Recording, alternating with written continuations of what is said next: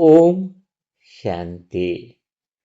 आज अगर कोई आत्माएं दुखी हैं, भगवान का बनने के बाद भी बंधन मुक्त नहीं हो पा रही हैं, तो आज का सेशन उन सारी आत्माओं के लिए बहुत ही अच्छा महत्वपूर्ण रहने वाला है। तो कोई आत्मा जब कहती है कि मैं दुखी हूँ, तो दुखी का मतलब क्या है? दुखी का अर्थ एक ही है। आत्मा का जो काम है दिशा देना, वह मन को सही दिशा नहीं दे पा रहा है। आत्मा का काम दिशा देना है, यह बात तो समझ में आ गई, लेकिन मन को फिर वो दिशा देने का तरीका नहीं पता है। मन को मालिक नहीं बनाना है, आत्मा मन की मालिक है, तो फिर मन में भला दुख कैसे आ सकता है ना? तो मन को दिशा देने के लिए दुखी तो मन होता है, दुखी तो आत्मा है नहीं। हाँ, आत्मा तो सुख दुख से परे अपनी मूल अवस्था में है, सदा ही शांत, सदा ही अतीन्द्रिय सुख से भरपूर है ना? तो आज हम देखेंगे कि आत्मा मन को किस तरीके से दिशा दे। अगर आत्मा सही तरीके से मन को दिशा देना ठीक कर दे, तो फिर दुख आते ही नहीं है। तो चलो हम शुरुआत करते हैं कि दुख वास्तव में मन को हो रहा है, ये तो पता चल गया, पर मन में दुख आता कहाँ से है? अगर ये अंडरस्टैंडिंग है, यह समझ है, तभी तो आत्मा दिशा दे पाएगी ना मन को। जब आत्मा का काम देखना, देखने का अर्थ क्या हुआ? स्पष्टता से देखे, सत्यता से देखे कि दुख कहाँ से आ रहा है। हाँ, वही तो गहरी समझ है। जब स्पष्टता से देखेगी तभी तो दिशा दे पाएगी। हाँ, किसी चीज की समस्या क्या है वो सही तरीके से समझ में नहीं आएगी अगर आत्मा को, तो फिर वो दिशा कैसे दे पाएगी, है ना? तो आज हम देख रहे हैं कि मन को हम देखें, कि दुख जो है वो कहाँ से आ रहा है मन में, फिर हम जो अगर देखने से ही, वो स्पष्टता को देखने से ही वो दिशा मन को मिल जाती है। तो सबसे पहले हम यह देखते हैं कि मनुष्य जो है वो अपने जीवन में जितना भी दुख अनुभव करता है, उसका कारण वो कहाँ पर ढूंढता है? कि वो दुखी है, वो परेशान है। हाँ, और वो बार बार कहता है कि कई लोग जो है वो अच्छे नहीं है, हाँ, इसलिए मन दुखी। मतलब जितना भी कारण वो ढूंढता है, वो दुखी है, उसके कारण वो बाहर ही ढूंढता है आज तक, है ना? कि लोग बेकार है, परिस्थितियों को दोष देता है। कई आत्माएं तो भाग्य को दोष देती, मेरा तो भाग्य ही खराब है, कोई कहता मेरा समय ही खराब है। पर यह सब जो है वो ऊपर की वजह है, वास्तविक कारण कहीं और है। हैं? बाबा यही जो है, बाबा का जो ज्ञान है वो इसी भ्रम को तो तोड़ता है। और बहुत ही गहरी शांति स्वर में जब आत्मा देखती है, तो एक गहरी सच्चाई सामने आती है। कौन सी गहरी सच्चाई सामने आती है? आत्मा स्पष्टता से देखती है तो दुख बाहर नहीं है, दुख तो सोच में है। तो सोच में क्यों है? क्योंकि बहुत अच्छे से समझना, घटना और दुख दोनों एक नहीं होते हैं। बाहर जो भी दृश्य आ रहे हैं, जो भी परिस्थिति आ रही है, वो सारी तो घटना ही है। आप उसको अगर देखोगे तो सिर्फ घटना के अलावा बाहर कुछ भी नहीं है। हाँ? और जो घटना होती है ना बाहर की, वह जो घटनाएं कभी न तो सुख देती है न कभी दुख देती है। घटनाएं कभी न तो सुख देती है, न घटनाएं कभी दुख देती है। तो सुख और दुख का जन्म मन में उस सोच से होता है, जब घटना के बाद जो शुरू होती है। मोबाइल टूटने से दुख नहीं है, मोबाइल टूटने के बाद जो घटना हुई, जब मन सोच निर्माण करती है, मेरा कितना महंगा मोबाइल था, एक ही तो मोबाइल था, अब ये मोबाइल चला गया, तो अब मैं बात कैसे करूंगी? मेरे तो सारे सेशन, सारे वीडियो उसमें थे, बहुत सारी इंफॉर्मेशन। तो मोबाइल टूटना, टूट गया है, वो घटना दुख नहीं दे रही है। कोई घटना न तो सुख देती है, न कोई घटना दुख देती है। घटना तो केवल घटित होती है। तो सुख दुख जो है वो घटना के बाद जो आप सोच उत्पन्न कर रहे हो, उस घटना के बाद जो सोच शुरू हुई है, उससे सुख और दुख का अनुभव होता है। एक ही परिस्थितियां हैं। अगर दो आत्माएं एक ही परिस्थितियां में खड़ी है तो एक कोई ऐसी घटना सबके लिए समान हो रही है, एक ही घटना हो रही है, लेकिन उसी में एक आत्मा शांत रहती है और एक आत्मा बहुत ज्यादा बेचैन हो जाती है।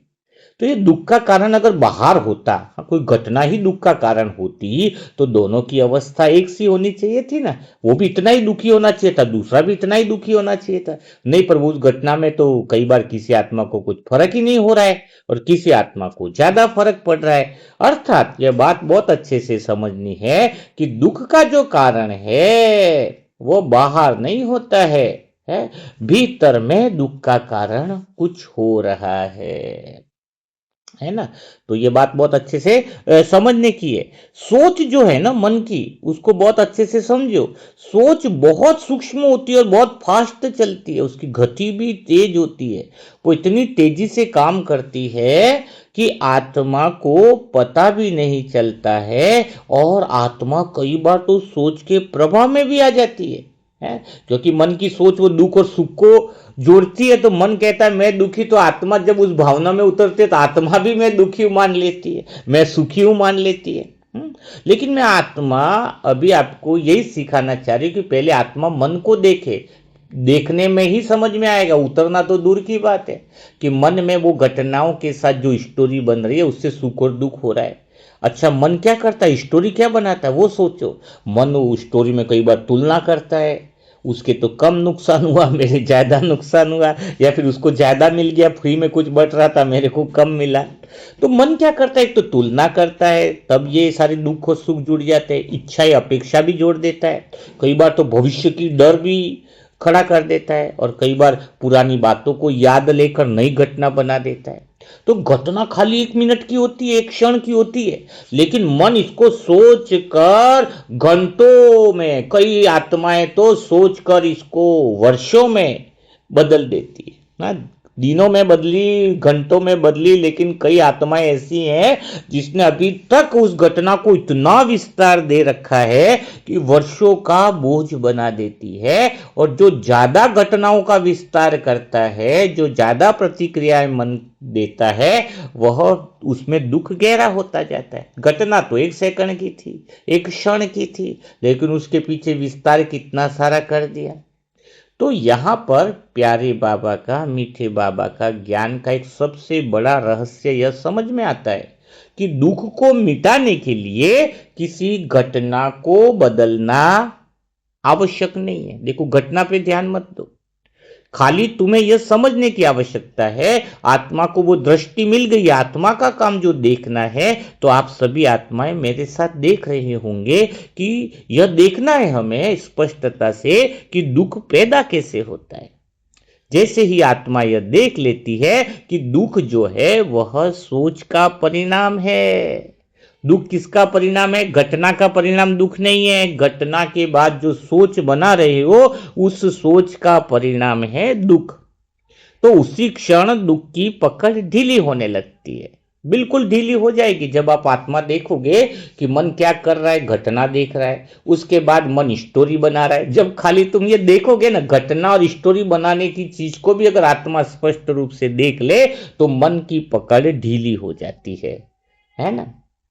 क्योंकि अब आत्मा जान लेती है कि दुख कोई मजबूरी नहीं है बल्कि एक प्रक्रिया है।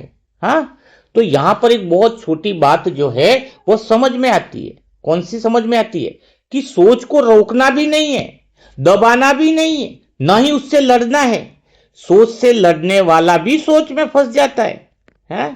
तो खाली साक्षी होकर देखने का अर्थ क्या है कि अभी घटना हुई और मन इसमें स्टोरी बना रहा है, आप आत्मा उसमें इंटरेस्ट नहीं लोगे, खाली देख रहे हो कि ये मन कहानी बना रहा है कि मेरा मोबाइल टूटा, ये बनाने दो, उसको रोकना भी नहीं है। खाली तुम देखने से ही वो मन की कहानी ढीली पड़ जाती है। कोई कहानी, किसी की कोई बात कोई सुने नहीं, अगर हम कोई बात हमें बोल रहा है उसकी बात में हम इंटरेस्ट नहीं ले तो धीरे धीरे वो बात करना क्या करता है, बंद करता है कि नहीं करता है?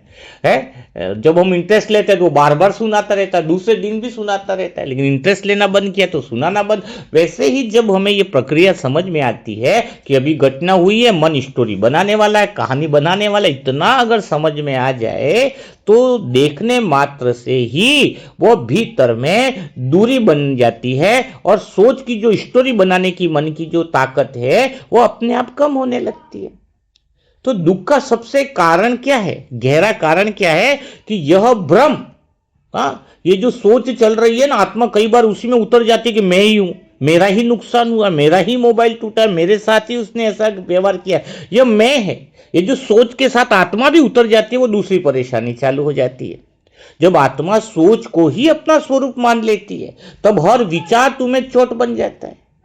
लेकिन जिस क्षण यह स्पष्ट हो जाता है कि मैं विचार नहीं हूं, मैं सोच को देखने वाली चेतना हूं, मैं ये मन में जो कहानी चल रही है उस कहानी को देखने वाली हूं।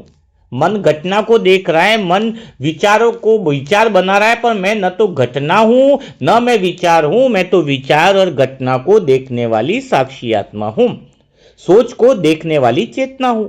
उसी पल उसी क्षण दुख की जड़ कटने लगती है। ये एक समझ है, एक अंडरस्टैंडिंग है। जैसे ही आपके भीतर में समझ आती है तो भीतर में साइलेंस उतरने लगता है, भीतर में गहरा मौन उतरने लगता है। तो यहां पर ये बहुत समझ में आना चाहिए कि जब भी तुम्हें दुख आए ना, तुम्हारी दृष्टि ऐसी हो जानी चाहिए, आत्मा का देखना कुछ ऐसा हो जाना चाहिए कि दुख आया तो उसको बाहर मत खोजो। जीवन को बदलने की जल्दबाजी मत करो, नहीं तो अगर घटनाओं को दुख मानोगे तो बाहर ये बदल जाए वो बदल जाए, वो कोई इंसान बहुत आलसी है, कोई ज्यादा मुझे जोर से बोल रहा है, वो गुस्सा कर रहा है, ये सब कुछ भी नहीं है। वो तो सिर्फ घटना है। कोई तुम्हें जोर से चिल्ला रहा है क्या, मुंह मुंह ज्यादा बड़ा कर रहा है, उसमें क्या तुम्हें दुख सुख का मतलब है? कोई चिल्ला रहा है, आंखें बड़ी कर रहा है, इससे तुम्हें क्या फर्क हो रहा है? ये तो दृश्य है ना, कोई आंखें बड़ी कर रहा है, कोई आंखें छोटी कर रहा है, कोई चिढ़ करके कोने में बैठा हुआ है, तो तुम्हें क्या करना है? वो तो दृश्य है, वो तो घटना है, उसको क्यों सुधारने की कोशिश करे कि वो हमेशा स्माइल वाला चेहरा तुम्हारे सामने रखे? ये तो तुम अपनी कहानियां बना रहे हो, वो ऐसा करे वो वैसा करे। हाँ, तो यहां पर बहुत कितना अच्छा, मुझे तो दृश्य लगते हैं, कोई चिल्लाता है तो भी उसका मुंह ऐसा लगता है कि बहुत प्यारा प्यारा, कितना अच्छे अच्छे सीन बना रहा है, क्योंकि हम उससे कहानी नहीं बनाते ना, तो दृश्य बड़ा मजेदार हो जाता है, ड्रामा का नाटक बहुत मजेदार दिखता है। तो ये अंडरस्टैंडिंग जैसे अंदर से आ जाती है और हम दुख को बाहर नहीं खोजते हैं तो जीवन को बदलने की जल्दबाजी भी नहीं रहती है? क्योंकि समझ आ गई ना, और दुख हल्का हो जाता है। एक दिन आत्मा यह अनुभव करने लगती है कि जो उसके भीतर में जो साइलेंस आया है या गहरी शांति आई है वो कोई चीज नहीं है, वो तो हमेशा से भीतर में थी, बस सोच के शोर में वो शांति दिखाई नहीं दे रही थी। आप मन के शोर में उतर जा रहे थे, मन की कहानियों में उतर जा रहे थे, इसलिए तो तुम्हें वो शांति दिखाई नहीं दे रही है। बाकी आपके भीतर में तो इतनी गहरी शांति है, इतना गहरा मौन है, परम मौन है आपके अंदर, गहरी परम शांति की वह अवस्था है। बस मन के शोर में उतरो मत, और मन जो है वो दृश्यों में नहीं उतरे। बस एक ये छोटा सा परिवर्तन तुम्हें करना है, तो दुख कभी आ नहीं सकता है। तो अब और थोड़ा सा मन को देखने की आगे की स्टेज हम देखेंगे कि दुख का और बड़ा कारण क्या है। तो दुख का एक पहला कारण तो हो गया कि मन जो है वो कहानी जोड़ता है, लेकिन दूसरा जो कारण है दुख का वो है किसी से कोई मतलब अपेक्षा करना। अपेक्षा दिखने में तो मतलब किसी से उम्मीद करना, उसका प्रभाव बहुत गहरा होता है। जब मन जो है वो किसी परिस्थिति से या स्वयं से भी यह उम्मीद बांध लेता है कि ऐसा ही होना चाहिए, मेरा भाई है वो वैसा ही करना चाहिए, मेरी बीवी है वो वैसा ही करना चाहिए, पति ऐसा ही करना चाहिए, बेटा ऐसा ही होना चाहिए, वैसा ही होना चाहिए, तो तुरंत ही मन में वो तनाव का बीज पड़ जाता है? और क्यों पड़ जाता है? क्योंकि अपेक्षा पूरी होती नहीं है तो मन को चैन मिलता नहीं, और पूरी ना होगा तो दुख तो निश्चित है। जब तुम मन में, जीवन तो चल रहा है उसमें अपेक्षा की जरूरत ही कैसे है? जीवन तो अपने हिसाब से चलेगा, तुम्हारे हिसाब से कैसे चलेगा? तुम अपेक्षा कर लो, इच्छा मान लो कि ऐसा ही होना चाहिए। जब तुम पैदा हुए वो तुम्हारे हाथ में नहीं रहा, अचानक तुमने डेट फिक्स की थी कि इसी दिन पैदा होंगे। तुम जब मरोगे, मृत्यु होगी, तब भी तुम्हारी कोई पता नहीं है कि कब जाएंगे। जब और तुम्हें ये भी नहीं पता था कि यही माँ बाप मिलेंगे, तुम्हें ये भी नहीं पता ये पत्नी मिलेंगी, तुम्हें ये भी नहीं पता ये दोस्त नहीं मिलेंगे, कौन मिलेंगे। तो जब दुख, जब तुम पैदा हुए वो तुम प्लानिंग से नहीं हुए, तुम शरीर छोड़ोगे वो तुम्हारे हिसाब का नहीं है, तुम्हें रिश्ते नाते मिले वो तुम्हारे हिसाब के नहीं, तो तुम जो प्लान बनाओगे वो तुम्हारे हिसाब का कैसे हो सकता है। ये तो ड्रामा है, ये दृश्य है, अपने हिसाब से चलता है, वो आपके हिसाब से नहीं चलता है। तो आप जब इच्छा करोगे, अपेक्षा करोगे, और जब वो इच्छा पूरी नहीं होगी, वो उम्मीद पूरी नहीं होगी, तो आप क्या हो जाते हो, मन में तनाव आ जाता है। नहीं, ये आत्मा को देखने की कला बता रहा हूं मैं, कि मन को कैसे देखना चाहिए, मन क्या क्या पूरे दिन कर रहा है, वो चीज और वो सीन तुम्हारे सामने में आत्मा ला रही और कुछ हो नहीं रहा है। तो तो क्योंकि जब उम्मीद पूरी नहीं होती है, कोई अपेक्षा पूरी नहीं होती है, तो फिर दुख तो निश्चित होता है। तो क्योंकि जो उम्मीद करते हैं ना, उसका स्वभाव क्या है, अपेक्षा जो करते हैं उसका स्वभाव क्या है, कि भविष्य में जीना है। तो जब मन अपेक्षा करता है तो वर्तमान से हट जाता है, आत्मा से भी कनेक्शन टूट जाता है, क्योंकि वो वर्तमान को छोड़कर वो भविष्य के चित्र में फंस जाता है। ऐसा होगा, वैसा होगा, वो होगा। चित्र कोई गलत नहीं है, वो चित्र कल्पना बना रहा है, लेकिन जीवन जो चल रहा है, जो ड्रामा चल रहा है, वो उस चित्र की कल्पना की गति से थोड़ी चल रहा है। जीवन तो अपनी गति से चल रहा है, जीवन ड्रामा तो अपनी समझ से चल रहा है, ड्रामा तो कर्मों के हिसाब किताब से चल रहा है। तो जब आपका जीवन आपकी बनाई हुई कल्पना से एक अलग दिशा में चलता है, तो अंदर टकराव पैदा होता है। यहां पर बहुत सूक्ष्म रहस्य छिपा हुआ है। इच्छा है ना, कई बार प्रेम के रूप में भी आती है, भीतर अधिकार छिपाए रखती है। वो कहती है मैं सबसे प्रेम करती हूँ, तुम तो सब मेरे ही हो, भाई से, बहनों से, लेकिन अंदर कैसा अधिकार, मन, ये मेरे हिसाब से चलना चाहिए, मैं इससे प्रेम कर रही हूँ तो मेरे अनुसार ही चले। हाँ, ये अपेक्षा है छुपी हुई। हाँ, सामने वाले को ऐसा ही होना चाहिए। फिर धीरे धीरे जब सामने वाला ऐसा नहीं चलता है तो शिकायत जन्म लेती है, शिकायत से दूरी आती है, और दूरी से दुख गहरा हो जाता है। क्योंकि तुम प्रेम तो दे रहे हो, लेकिन इसके पीछे इच्छा का बुलडोजर साथ में लेके चल रहे हो, इच्छा की वो बुलडोजर की गाड़ी बिल्कुल चालू है। ऊपर से कह रहे मैं प्रेम कर रही हूँ, और बंधन भी बांध रहे हो, तुम्हें ऐसा ही चलना है, शाम को बराबर आना है। आप एक बार अगर 5 बजे टाइम दिया नहीं आए तो खत्म सारे रिश्ते, वहीं पे बम ब्लास्ट हो जाता है। तो तुम्हारी मन जो है ये इच्छा कर रहा है, अपेक्षा कर रहा है, अपेक्षा में बंधा हुआ है, सही होना चाहिए, तो वहीं पे दुख की शुरुआत होती है, वहीं पे जकड़न होती है, वहां पे शांति टिक नहीं पाती है। तो जब आत्मा ये स्पष्ट रूप से देखने लगती है कि मन अभी दुख है, लेकिन दुख का कारण है उसकी इच्छाएं करना, उसकी अपेक्षाएं करना, तो अपेक्षा छोड़ने का अर्थ ये भी नहीं कि हार मान लेना नहीं है, समझो। उसको स्वीकार करो, जो कुछ भी हो रहा है तो संबंधों में सहजता आती है, किसी के बदलने का इंतजार नहीं रहता कि वो ऐसा करेगा तो ये वो है। अरे जो है, जैसा है, जो दिख रहा है, बस वो स्वीकार करो, मन का बोझ हल्का हो जाता है। तो अपेक्षा तो कोई बाहर से तो नहीं आती, आपका मन ही है जो भीतर के भीतर बनाता है। तो बस खाली सोच को देखना है। जब आत्मा मन को अच्छे से देखती है, देखने की कला आ जाती है कि अब मन को कोई इच्छा नहीं, कोई अपेक्षा नहीं किसी से, कि कोई बदले तो ठीक, कोई न बदले तो ठीक, तो ये दूरी आती है ना, तो शांति स्वतः ही प्रकट हो जाती है। जितनी इच्छाएं और अपेक्षाएं कम है परिवार से या दूसरों से या सबसे, उतना ही जीवन में गहरी शांति आती है। तो यहां पर आपको ये बात बिल्कुल क्लियर हो गई होगी।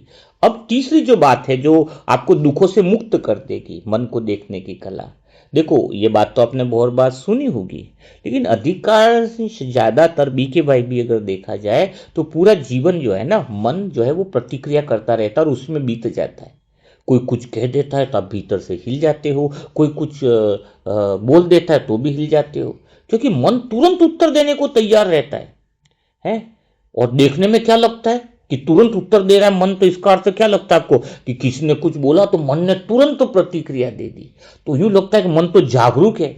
पर वास्तव में बताओ, वो मन जागरूक नहीं है, मन सोया हुआ। अगर तुरंत उत्तर दे रहा है मन, तुरंत प्रतिक्रिया कर रहा है, वो नींद की सबसे गहरी अवस्था है। बहुत तुम बेहोशी में हो, अगर मन कर तुमने कोई, किसी ने गुस्सा कर दिया, तुम फटाक से गुस्सा कर रहे हो, किसी की बात ने आपको कड़वा बोला, आपके अहंकार को चोट लगी, आप तुरंत उत्तर दे रहे हो। आप जागरूक नहीं हो, आप बहुत गहरी नींद में हो, बहुत नींद की सबसे गहरी अवस्था, उसको जगाना बहुत मुश्किल लगता है। जो तुरंत ही प्रतिक्रिया देता है, सेकंड में ही प्रतिक्रिया देता है, वास्तव में वो गहरी नींद में है।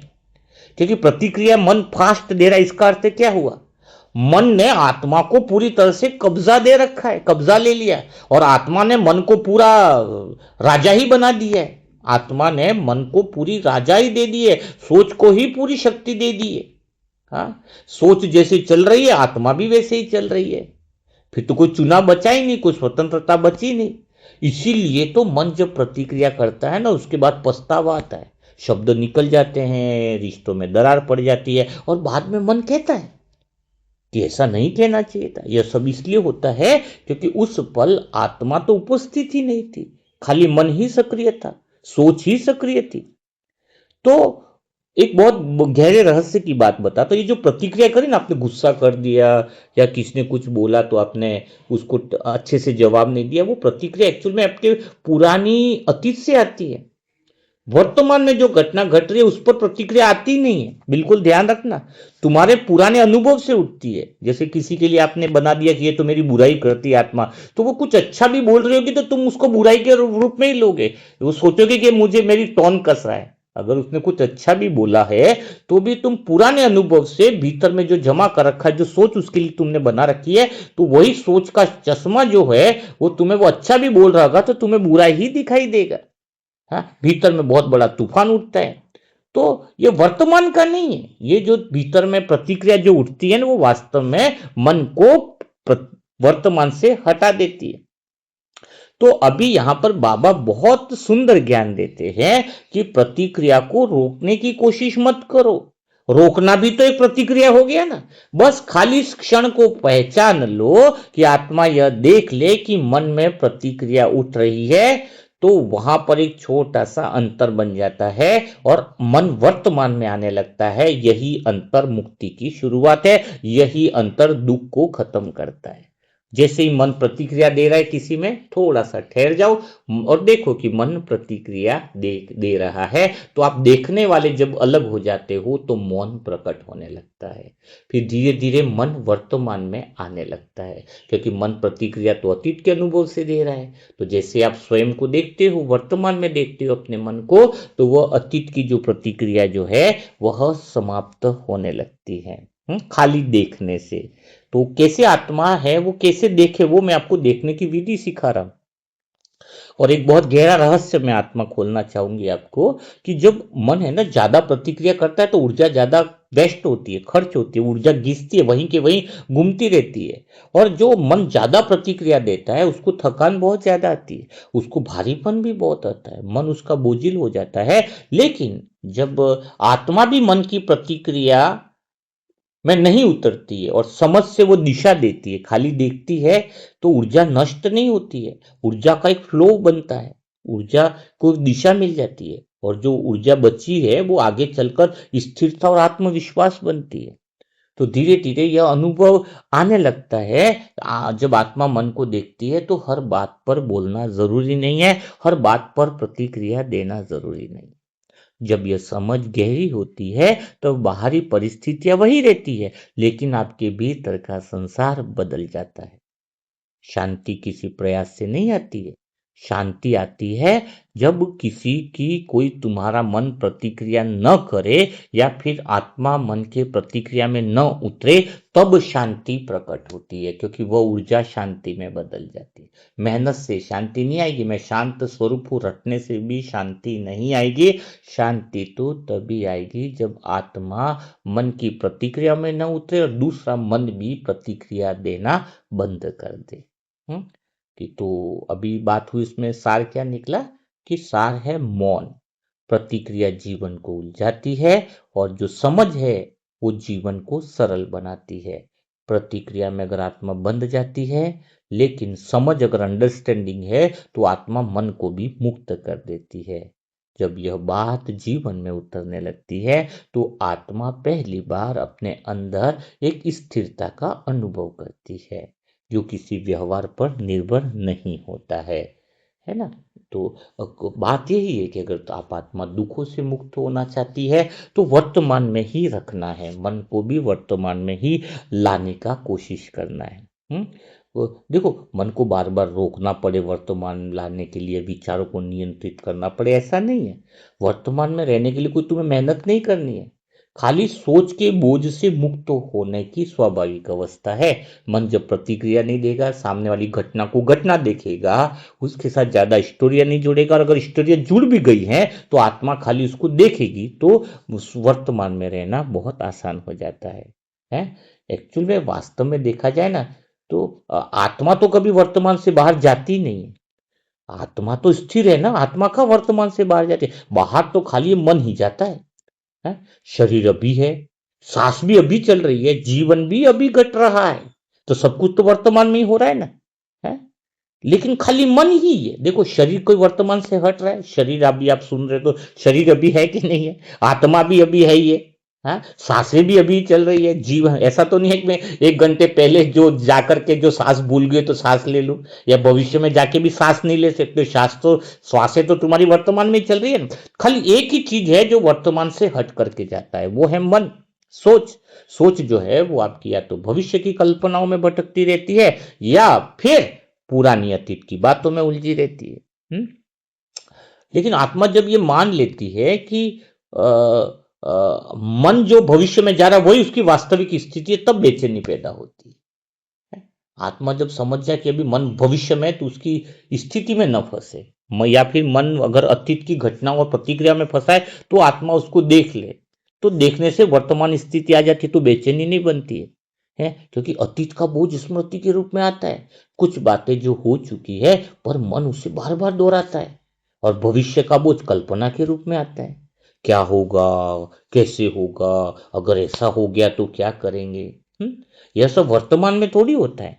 पर वर्तमान की शांति को ये जो मन सोचता है ना, वो खा जाता है। पूरी शांति को खा जाता है मन सोच सोच के, है भविष्य की। तो ये बात ध्यान रखनी है ना, वर्तमान में रखना।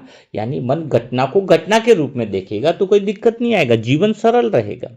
है तो वर्तमान में आने के लिए कुछ तुम्हें करना नहीं है, केवल छोड़ना होता है। जैसे आत्मा यह देख लेती है कि जो चल रहा है वो तो खाली सोच है, उसी क्षण वर्तमान आपका प्रकट हो जाता है। खाली देखना क्या, मन को वर्तमान में नहीं लाना है। खाली ये देख लो कि शरीर अभी मेरा भी है, श्वास मेरी अभी चल रही है, लेकिन ये मन में जो भविष्य की बातें चल रही है पुरानी, ये तो खाली सोच है, यह सत्य नहीं है। आपको क्या अंदर बोलना है? जैसे ही बाहर की भविष्य की बातें डराए तुम्हें, है तो आपको क्या कहना है? अरे भाई, ये कोई सत्य बात नहीं है। और सत्य कहां हो सकती है? सत्य हो ही नहीं सकता ना, वो तो भविष्य की बातों की कल्पना है। अतीत बीत गया, वो भी सत्य नहीं, वो तो बीत गया। तो खाली आपको ये बातें आए, विचार आए तो बदलना नहीं है, खाली एक ही बात करनी, आत्मा दिशा दे, यह तो खाली सोच है, सत्य नहीं। बस यही चीज वर्तमान में ला दे। सत्य तो खाली यही है कि अभी आप आत्मा हो, सांसें भी चल रही है, वर्तमान है, और शरीर भी अभी मौजूद है। यह अभी के लिए सत्य है, अभी के लिए सत्य है। ठीक है। तो जब आप देख लेते हो कि ये तो खाली सोच है, भविष्य के विचार आए तो खाली सोच है, ऐसा अंडरस्टैंडिंग करने से ही मन को दिशा मिलने लग जाती है।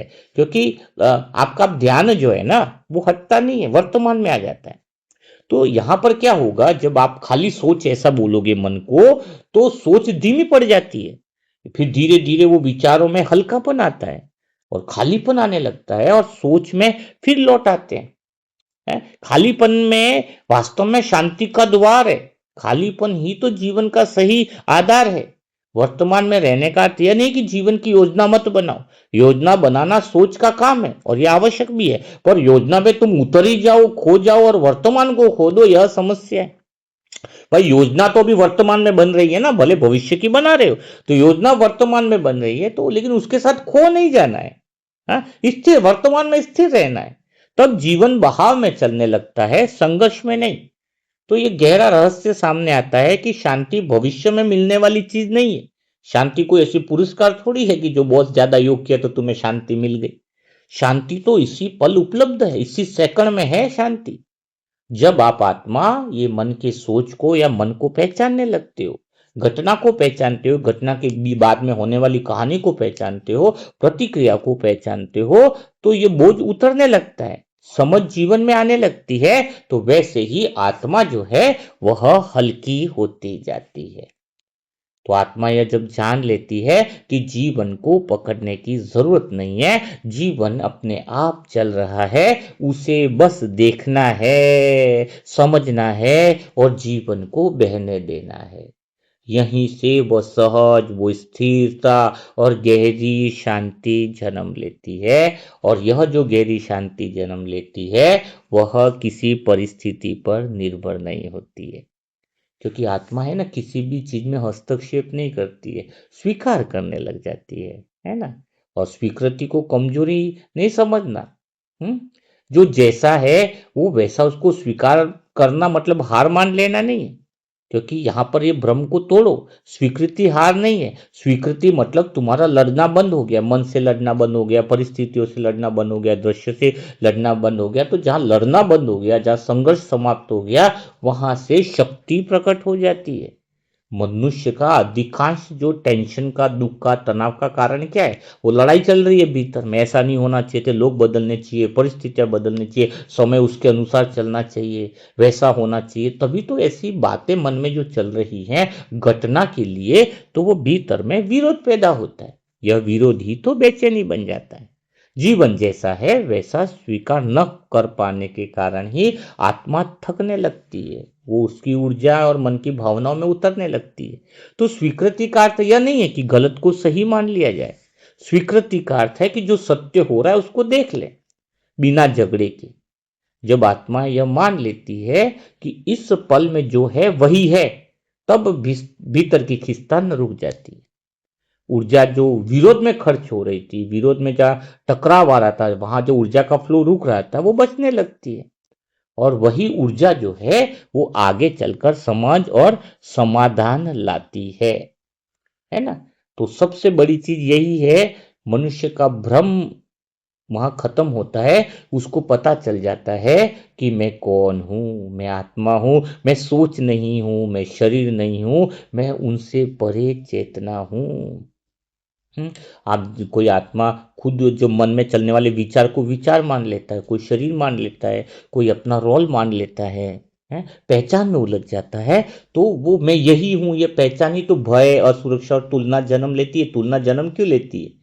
मन तुलना क्यों करता है, इच्छा क्यों करता है, अपेक्षा कब करता है? जब आत्मा मन से पहचान बना लेती है। मन की सोच में मैं डॉक्टर हूं, वो पहचान बनाएगी, तभी तो मन तुलना कर रहा है ना। मन को तुलना पैदा कराने वाले भी आप आत्मा ही हो। अगर आत्मा मन में उतरे नहीं, मन के विचारों से अपनी पहचान न बनाए, तो मन कभी तुलना करेगा ही नहीं किसी। आप मन की पहचान बना लेते हो, मैं लड़का हूं, तो आत्मा ने पहचान बना ली, हाँ मैं लड़का ही हूं, तो फिर उसको ऐसे ही विचार आ रहे हैं। तो यहां पर ये बात है कि मैं आत्मा खाली हूं। हाँ, यह भ्रम क्लियर करो कि मैं शरीर नहीं हूं, मेरी पहचान जो है ओरिजिनल में मैं आत्मा हूं, यही मेरी वास्तविक पहचान है।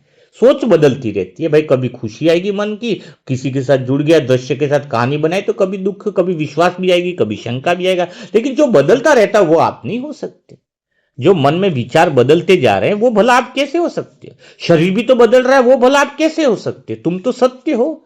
शरीर तो बचपन हुआ, युवावस्था ही बूढ़ा हुआ, तो जो जन्म लेता है और एक दिन भी मिट ही जाता है। तो वह आपका वास्तविक स्वरूप कैसे हो सकता है?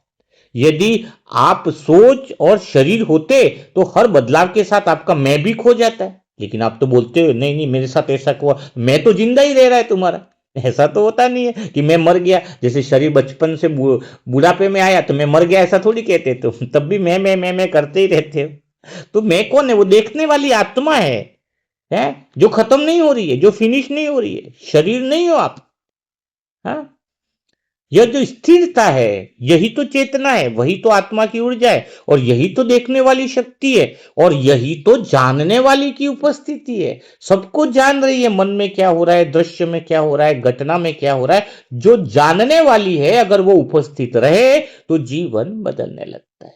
विचार आते जाते हैं पर खाली आप उन्हें देख रहे हो, वह बिल्कुल नहीं बदल रहा है। भावनाएं उठ रही है, गिर रही है, पर आप उन्हें मैं देख रहे हो कि मन क्या महसूस कर रहा है, पर आप बन नहीं रहे हो। यही तो साक्षी भाव है, यही तो आत्मा का वास्तविक स्वरूप है। तो इस ज्ञान का गहरा रहस्य यही है कि जैसे ही आत्मा यह समझ लेती है कि वह सोच नहीं है, तो सोच की पकड़ ढीली पड़ने लगती है। विचार आते हैं पर भीतर में खिंचाव नहीं बनता, भावनाएं होती हैं पर वह आत्मा को डुबोती नहीं है, क्योंकि अब आत्मा उनके साथ वह उतरती नहीं है। हम्म? क्योंकि आत्मा जो है ना वो एक्चुअल में दुख कब चालू होता है? जब आत्मा मन से पहचान बनाती है कि मैं ये विचार हूं, मैं ये भावना हूं। हाँ, जब विचार नकारात्मक होते हैं तो आत्मा खुद को भी जोड़ लेती है पहचान से, मैं भी नकारात्मकता हूँ। हाँ, आज जब भावना भारी होती है तो आत्मा मन से पहचान बना के मैं कमजोर हूँ मान लेती है। लेकिन जब ये स्पष्ट होता है कि खाली मैं देखने वाली हूँ, तो दुख और सारी बातें जो हैं वो स्वतः ही गायब हो जाती हैं, है ना। कि और उद्देश्य कुछ खोजने की जरूरत नहीं रहती, कोई लक्ष्य नहीं रहता है इस समय। क्योंकि बहुत सारे लोग इसलिए बेचैन रहते हैं कि उद्देश्य की खोज करते रहते हैं। उन्हें लगता है कि अब तक कोई बड़ा लक्ष्य, कोई विशेष मकसद नहीं मिला है, तब तक तो जीवन अधूरा ही रहेगा ना। खोज बाहर की ओर ही रहती है, उनको कुछ मिलेगा नहीं तब तक वो बाहर ही खोजते ही रहेंगे, उतनी थकान उनको लगेगी।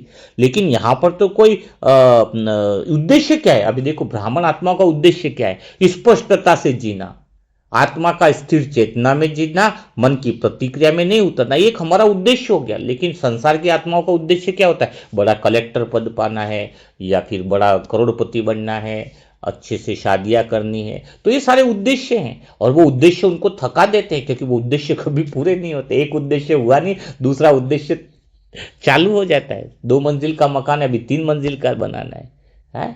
बेटे को स्कूल में डाला, अभी पढ़ाई करिए, अभी नौकरी करानी है, फिर शायद उद्देश्य चलते ही रहते हैं। लेकिन जो आत्मा भीतर में समझ जाती है, जो जो सत्यता को समझती है, उसके जीवन का एक ही उद्देश्य रहता है कि मैं आत्मा भीतर से स्थिर रहूं और अपनी प्रतिक्रियाओं से, मन की प्रतिक्रियाओं से बच के रहूं। और मन जो है वो दुख और सुख की घटनाएं जो हो रही है उसके साथ जो स्टोरी बनाता है, तो उसके प्रभाव में ना आऊं और इस बात को स्पष्टता से देखूं। यही तो जीवन का हमारा उद्देश्य हो गया, और इसको कहेंगे स्पष्टता से जीना।